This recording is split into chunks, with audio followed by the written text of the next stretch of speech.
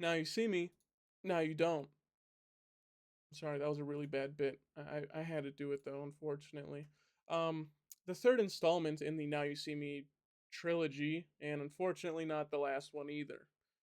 You don't know this, but I am not a fan of the Now You See Me franchise, as you see from these two reviews. I don't really care for it. I don't think it's anything special.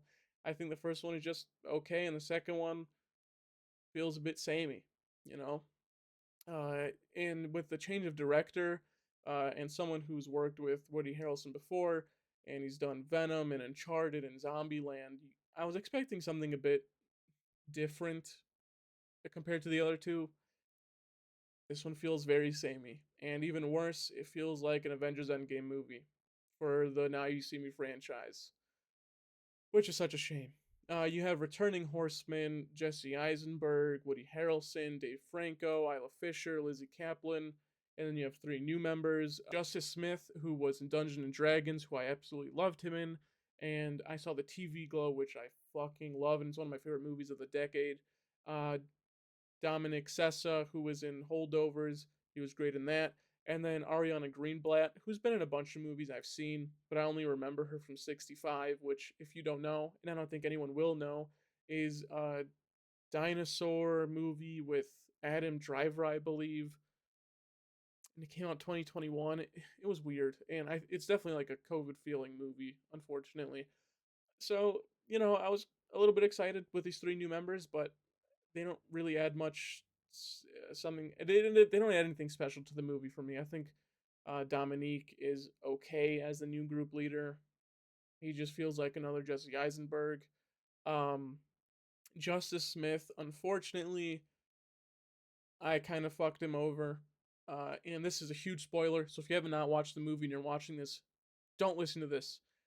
There's a huge twist in this movie where there's a secret person in the background, and Justice Smith plays a British person in Dungeons and Dragons, and I know how he sounds British. So when that phone call came in and the person was talking, I immediately knew it was him, and I was so upset because it just I just ruined the twist for myself. But to be fair, the movie does a really bad job at it too. The last 30 minutes of the movie, 20, 30 minutes, he's not even in it.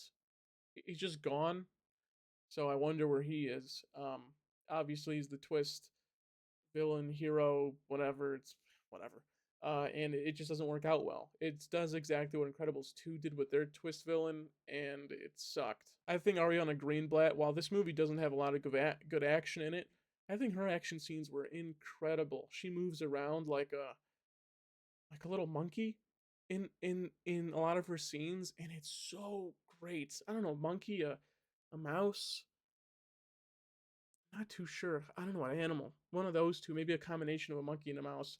The the scene with her and Dave Franco in the size changing room, which is like from the House of Illusions, is absolutely great. I mean, the way she's like jumping over the piano and then sliding across the room and punching the guy, and then oh, it's so great. And then you have a scene where she's saving Woody Harrelson, and she jumps over the table, slides under it, kicks someone, jumps on top of the bookshelf, grabs onto it, pulls it back, lands it on a guy's head. She jumps on another dude and she's jumping around. Oh, it's so great. The action in this movie is really bad, but her action scenes were really fun, and I'm happy that one of those three gets something good in this movie because the other two feel sidelined. They really do.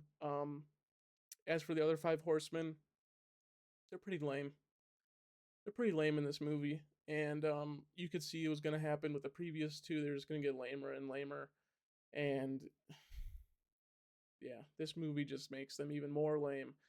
They're so lame to the point where Dave Franco can't solve an escape room puzzle on a door. It's really unbearable. It's really unbearable. And this movie keeps the trend with the very bad script. And this is easily for me worst script of the year, especially for something as big budget as this. What?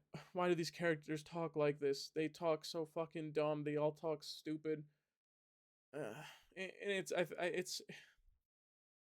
I don't know. It's been a trend in these last two movies as well, and I don't get how people enjoy this. They don't feel like real people talking to each other. It's unbelievable. the editing in these movies and this one especially feel like a TV movie. I've seen so many people call other movies TV movies this year. All three of these movies feel like TV movies. The editing is absurd. You have these weird drone shots of cities and alleyways and buildings, and it just doesn't feel like an actual movie you'd see in a cinema.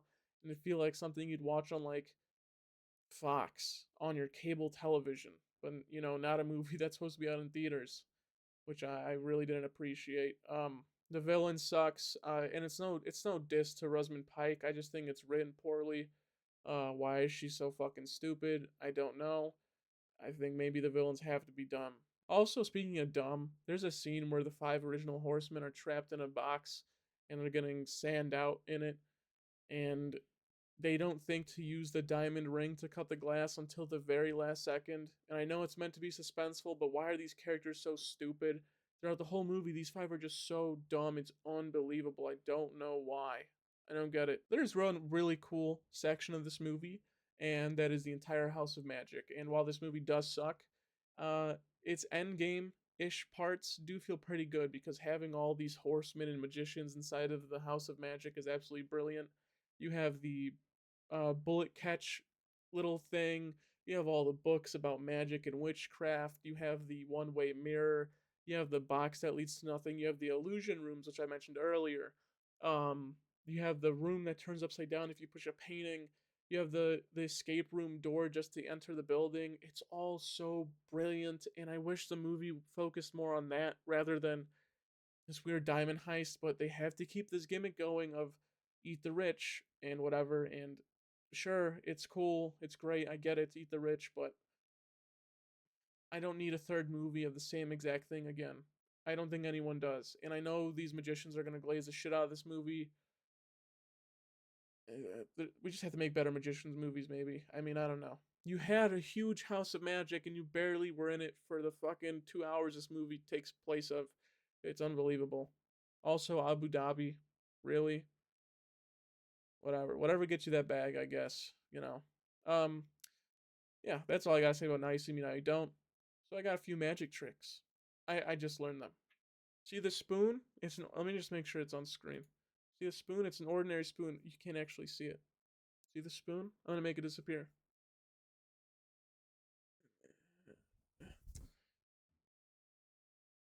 Told you.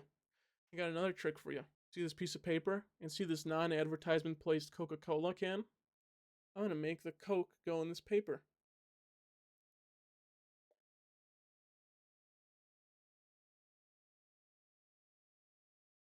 See how easy it is to do magic? I'm a genius.